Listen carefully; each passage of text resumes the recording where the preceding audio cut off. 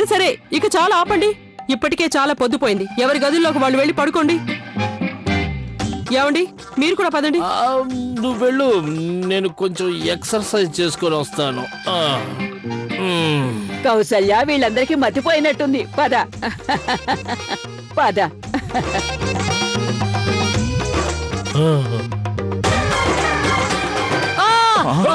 ఏమైంది?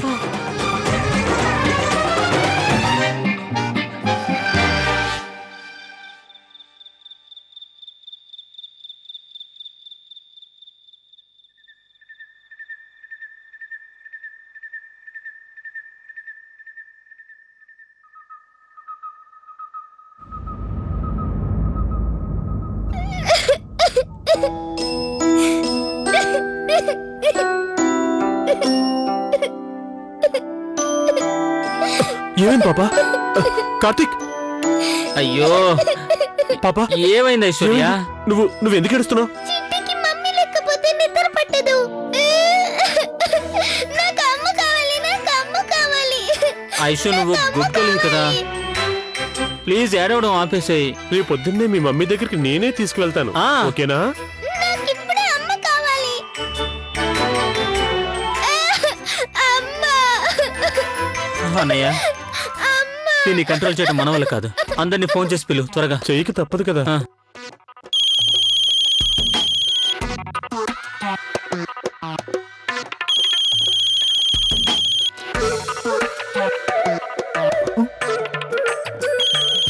అది ఫోన్.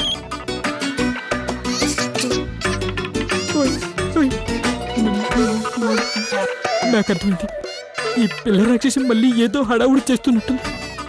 ఇప్పుడేం చేయాలి? నిద్రపోతుంది. పద.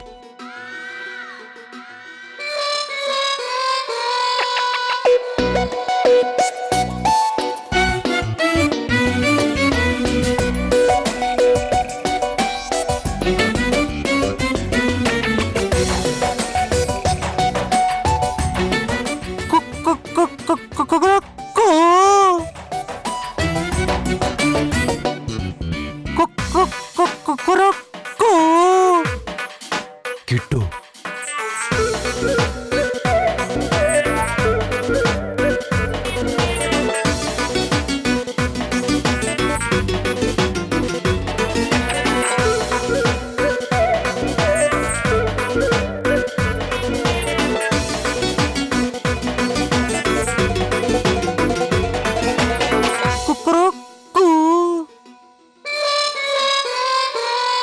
చాలే ఆపు, వచ్చాను కదా, పద.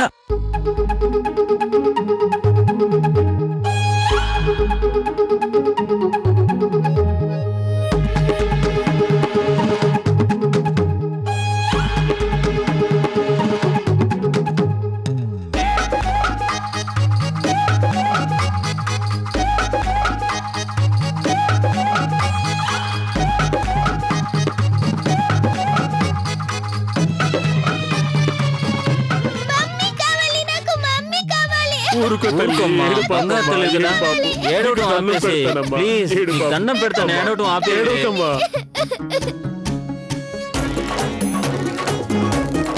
పదండి పదండి. కిట్టు తలిపై. అలాగే శివ తలుపు. అదిగో ముసలి నన్ను వచ్చేసాడు. అమ్మ తల్లి, ఏడు పాపమ్మ. ఈ పిల్ల ఇలాగే కనుక ఏడుస్తూ ఉంటే అందరికీ తెలుస్తుంది. అప్పుడు మనందరం కూర్చొని ఏడవాలి.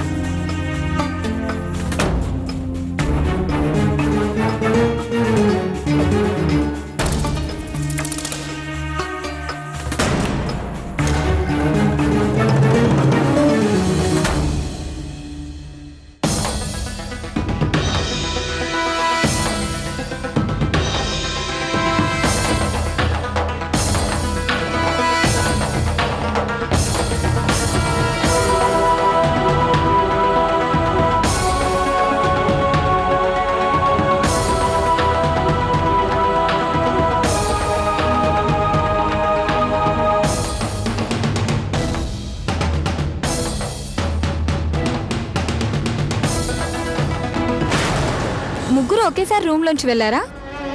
అంటే ఆది కార్తీకులు కూడా మీ రూమ్ లో లేరా?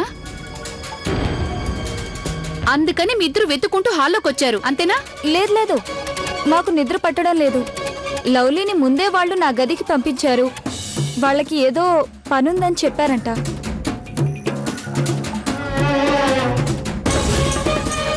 అక్క, పని లేదు ఏం లేదు, అన్ని అబద్ధాలే. మనం గుడి నుంచి వచ్చినప్పటి నుంచి నేను గమనిస్తూనే ఉన్నాను. వీళ్ళందరూ చాలా విచిత్రంగా బిహేవ్ చేస్తున్నారు. ఆది బావ కార్తీక్లైతే నన్ను రూమ్ లోకి వెళ్లకుండా అడ్డుపడ్డారు. ఆ రూమ్ లో ఏదో బాంబు ఉన్నట్టు. మీ అందరి అనుమానాలు నిజమేనమ్మా.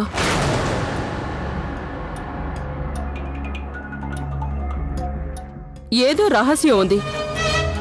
లేదంటే కిట్టు పిచ్చివాళ్ల రాత్రిపూట కోడి కూతను కుయ్యడు. వాడు ఎవరికో సిగ్నల్ ఇస్తున్నట్టు అనిపించింది.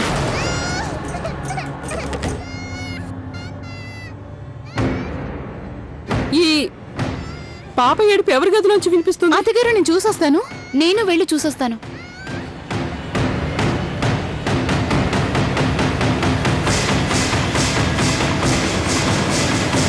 అరే ఈ పిల్ల కనుక అలా ఏడుస్తూ ఉంటే అందరికీ తెలిసిపోతుంది. అప్పుడు మనందరం కూర్చొని ఏడవలసిందే. ఆపు తల్లి, నీకే చెప్పేది ఆపు. మీ అమ్మ నిన్ను ఎక్కడ వదిలేసి వెళ్తే అందులో మా తప్పే ఉంది చెప్పు. నువ్వు గనక ఏడు పాపకపోతే మా అమ్మ వచ్చి మా అందరి తోలు ఒలి చేస్తుంది తల్లి. ప్లీజ్ ఏడవటం ఆపు. మున్ని బబ్లీలు నిద్రపోతున్నారత్తయ్య. అవునత్తయ్య గారు, లక్కీ కూడా నిద్రపోతున్నాడు. అన్ను కూడా నిద్రపోతున్నాడు. మరి ఏడ్చేదెవరు? లవ్లీ, ఈ ఏడుపు నీ రూమ్ లోంచి వస్తుంది. అవును, అది నా రూమ్ లోంచి వస్తుంది. కార్తీక్!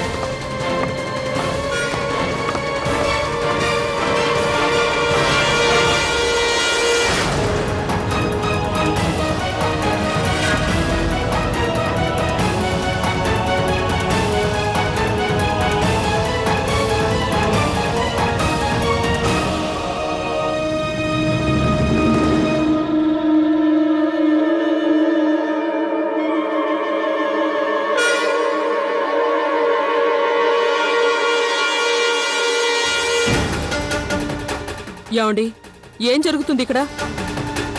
ఇంత రాత్రి వేళ మీరు కార్తీక్ రూమ్ లో ఏం చేస్తున్నారు?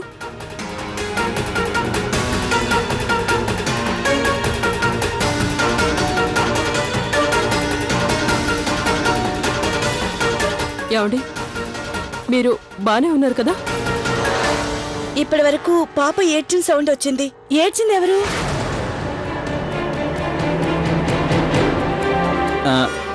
పాప మనం ఇరుక్కుపోయాం, ఇక చెప్పక తప్పదు కదా.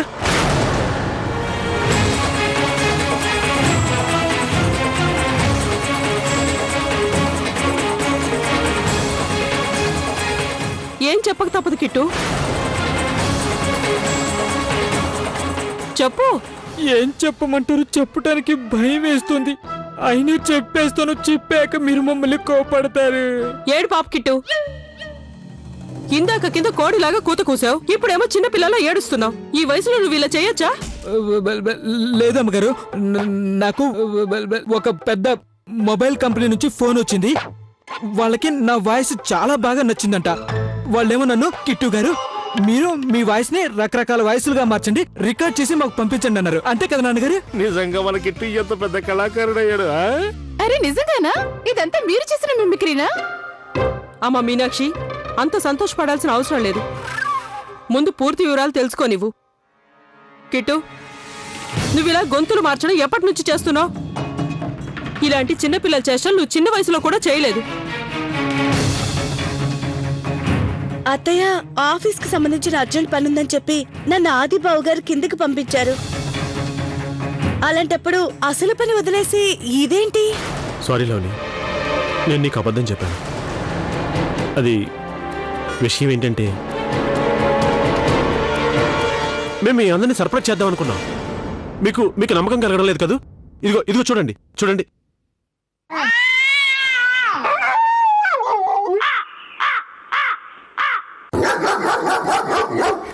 చూసారా, ఇలా వెరైటీ రింగ్ టోన్స్ తయారు చేసే కాంట్రాక్ట్ కిట్టు అన్నయ్యకి వచ్చింది. అందుకని చాలు ఏం రోజులో ఏంటో పిచ్చి పనులు చేస్తూ గొప్పగా చెప్పుకుంటున్నారు. అత్తగారు పిచ్చి పని కాదండి, చాలా కష్టపడి చేయాల్సిన పని. మీరే చూసారు కదా, మన గుడి నుంచి వచ్చినప్పటి నుంచి వీళ్ళు మనతో సరిగ్గా మాట్లాడట్లేదు. మీనాక్షి, నువ్వు ఒక్కదానివి నన్ను అర్థం చేసుకుంటావు. ఆ దేవుడు కూడా బాగా ఆలోచించి మన ఇద్దరికి ముడి వేసి ఉంటాడు. ఏమంటావు? అంతే కదా? ఏమైనా కానివ్వండమ్మా, మీరు నేను ఏ పని చేసినా చిన్నపిల్లలు అట్లాగే అనుకుంటారు. కిట్టు, అలాంటిదేం లేదు. సరే కౌశల్య, ఇక నువ్వు వెళ్ళు. మా అందరికీ చాలా పెద్ద పని ఉంది. అవునమ్మగారు వెళ్ళండి. మేము ఇంకా చాలా రకాల వాయిస్లు రికార్డ్ చేయాలి, వాటిని రింగ్ టోన్స్ గా మార్చాలి. వెళ్ళండి, గుడ్ నైట్. అలాగే, సరే మేము వెళ్తున్నాం. మీ పనేంటో మీరు చూసుకోండి. వెళ్ళండి వెళ్ళండి. కానీ కానీ కార్తీక్ ఎక్కడా?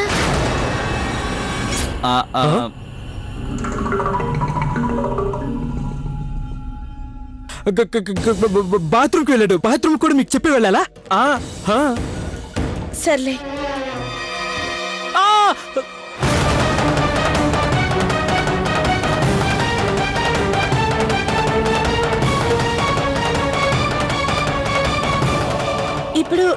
ఇప్పుడు అర్చింది కార్తీకే కదా?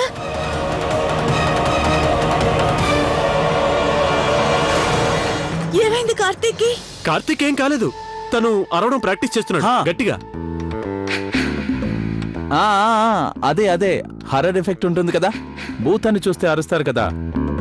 ఆ అరుపుని మేము కిట్టు అనేక నేర్పించడానికి ట్రై చేస్తున్నాం అంతే. లేదు, ఈ అరుపు ఎలా ఉందంటే దెబ్బ తగిలితే అరిచినట్టుగా ఉంది. నేను వెళ్ళి చెక్ చేస్తాను. అరే వాడు ఒట్టి దద్దమ్మ, సరిగా ఏది ప్రాక్టీస్ చేయడు. ఇదేనా నేను వాడికి నేర్పించింది?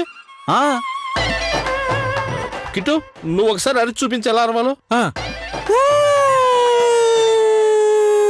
అరే కార్తీక్ బాబు, ఇలా అరవాలి నాయనా నువ్వు, ఇలా.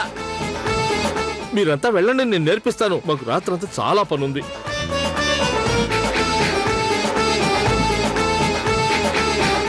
వీళ్ళు డోరేయండి. వెళ్ళన్నయ్య వెళ్ళు. ఇంతకన్నా పెద్ద ప్రమాదం వచ్చేలోపు ఆ పిల్ల రాక్షసిని ఎలాగైనా పడుకోబెట్టండి. కార్తీక్, ఏమింది? ఒక్కసారి దాని పళ్ళు చూడండి ఎలా ఉన్నాయో. సారీ చెప్పాక కూడా ఎంత గట్టిగా కొరికిందంటే నేను నొప్పి భరించలేకపోతున్నాను.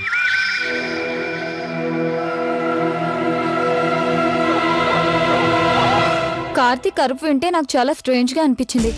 ఆ అరుపు వింటే ఎవరో అతన్ని గట్టిగా కొరికినట్టు అనిపించింది. ఏంటోనమ్మా, ఏ పని లేనట్టు కిట్టుకి ఇలాంటి పని దొరికింది. కిట్టు అనుకుంటే మిగతా వాళ్ళు కూడా అలాగే తయారయ్యారు. అయితే ఇదంతా కూడా ఒకవేళ కిట్టు బావగారి ప్రాజెక్ట్ లో భాగమేనేమో. లేదు ప్రియక్క, నాకెందుకో ఈ ప్రాజెక్ట్ మీద అనుమానంగా ఉంది. అక్కడ ఏం జరుగుతుందో తెలియడం లేదు. అంతేనా, వాళ్ళు మనల్ని కార్తీక్ను కూడా కలవనివ్వలేదు. చూడమ్మా, నువ్వు చాలా మంచి పిల్లవి. ప్రపంచంలో నీ అంత మంచి అమ్మాయి ఇంకొకరు ఉండే అవకాశమే లేదు. కానీ తల్లి, ఇలా ఏడవటం అరవటం ఆపేసేయి. రేపు తెల్లవారగానే మేము నిన్ను మీ అమ్మ దగ్గరికి పంపించేస్తాం. పక్కా promise? God promise? God promise. అమ్మా ఐషు, ఇక మమ్మల్ని క్షమించేయమ్మా. ప్లీజ్ మమ్మల్ని క్షమించు.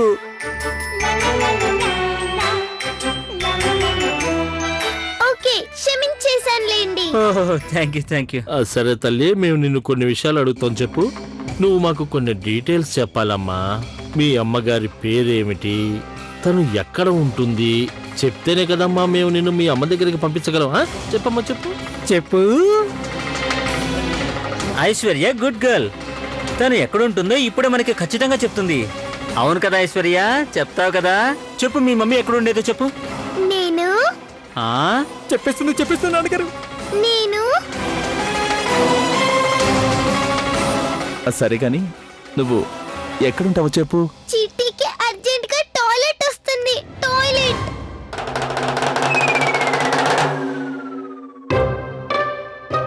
కి వెళ్ళాలి. ఉమేష్ అన్నయ్య, దీంట్లో నీ ఒక్కడికి ఎక్స్పీరియన్స్ ఉంది కదా?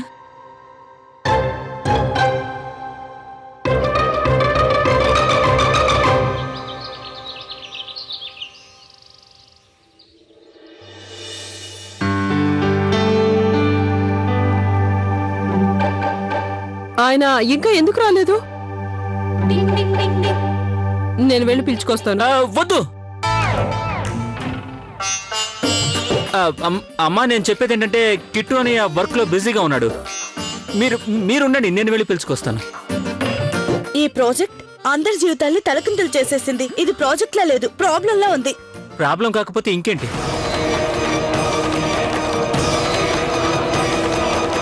ప్రాబ్లమా? సాల్వ్ అవుతుంది.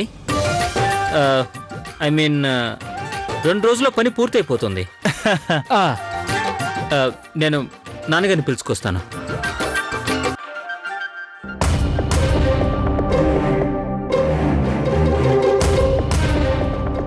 మావయ్య గారు వచ్చేసారు. కౌశిక్, అంత ముఖ్యమైన పనేంటి? టిఫిన్ చేయడానికి కూడా నీకు తీరిక లేదా? అమ్మా, అది పని చాలా కష్టమైందే కానీ ఏం చేస్తాం, చెయ్యక తప్పదు కదా. అందరూ ఇలాగే ఆలస్యం చేస్తూ పోతుంటే సాయంత్రం వరకు టిఫిన్ చేసుకుంటూనే కూర్చోవాలి.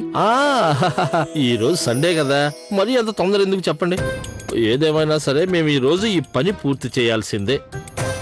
లేదంటే రేపు అందరూ ఎవరి పనుల్లోకి వాళ్ళు వెళ్ళిపోతారు. అవునా? ఏమంటారు పిల్లలు? అవునన్నా. ఇప్పుడు ఈ కార్తీక్ ఏమైపోయాడు? నేను అర్జెంటుగా ఒకరికి ఫోన్ చేయాలి. నేను ఇప్పుడే వస్తాను. అరే ఏమండి, టిఫిన్ చేసి వెళ్ళండి.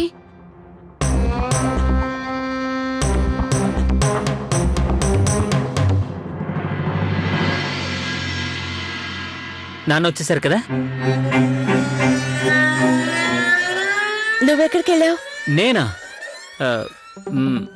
నాకు చాలా ఆకలిగా ఉంది, టిఫిన్ పెట్టవా?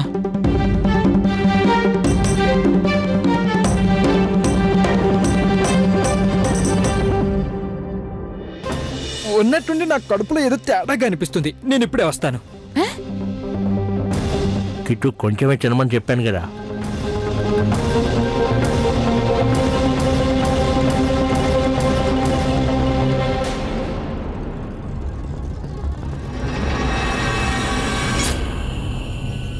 ఉన్నట్టుండి మీ అందరికీ ఏమైంది? ఎవరు ప్రశాంతంగా టిఫిన్ కూడా తినట్లేదు. ఏమైంది? టిఫిన్ బాగోలేదా ఏంటి? లేదు లేదు వదినా, అలాంటిదేం లేదు. యాక్చువల్గా మ్యాటర్ ఏంటంటే కిట్టు అనే వర్క్ చాలా ఇంట్రెస్టింగ్గా ఉంది, ఇంకా కష్టంగా కూడా ఉంది. అందుకే ఎవరికి టిఫిన్ మీద ఇంట్రెస్ట్ లేదు. నాకు కూడా టిఫిన్ చేయాలనిపించట్లేదు. నేను ఓపెన్ చేస్తాను. ఈ పరోటా నువ్వే తయారు చేస్తావు కదా లవ్లీ? ఈ బ్రెడ్, బటర్, ఇంకా ఈ జ్యూస్ తర్వాత తింటానులే. నేను మధ్యలో ఆకలిస్తుంది కదా, నేను వెళ్తాను.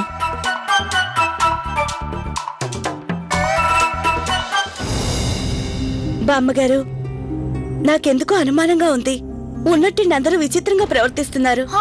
అందరూ చాలా స్ట్రేంజ్ గా బిహేవ్ చేస్తున్నారు. మనతో సంబంధం లేనట్టు ప్రవర్తిస్తున్నారు. అవును ప్రియా, నాకు ఇదంతా చూస్తుంటే ఏదో సస్పెన్స్ ఫిల్మ్ చూస్తున్నట్టుగా ఉంది. వాళ్ళందరి మొహాలు చూసారా? వాళ్ళల్లో ఒక్కరి మొహంలో కూడా నిద్ర చుక్క లేకుండా పోయింది. అవును, వీళ్ళేదో దాస్తున్నారు. అవునా? నాకిప్పుడు అనిపిస్తుంది గుప్తా గారి విషయం వీళ్ళకి చెప్పకుండా ఉండాల్సింది. అప్పటినుంచి వీళ్ళందరూ ఇలా ప్రవర్తిస్తున్నారు అత్తయ్య. నువ్వన్నది నిజమే కమలా. వీళ్ళు మనకు తెలియకుండా ఏదో దాస్తున్నారు. మీరందరూ అప్రమత్తంగా ఉండాలి. మీరు మీ భర్తల్ని జాగ్రత్తగా గమనించండి. బామ్మగారు, మీరు కూడా అలా మాట్లాడతారేంటి? మేం వాళ్ళని జాగ్రత్తగానే చూసుకుంటున్నాం. వాళ్ళ భోజనం, ఇల్లు, పిల్లలు అన్నీ. పిచ్చిదానా, నేను గృహిణి గురించి చెప్పట్లేదు. మీరు మీ భర్తల్ని జాగ్రత్తగా చూసుకోమని చెప్తున్నాను. మీరందరూ ఇలాగే ఇంటి పనుల్లో తీరిక లేకుండా చేస్తూ పోతే వాళ్ళు మీకు తెలియకుండానే ఆ గుప్తా గారిలాగా చేస్తారు.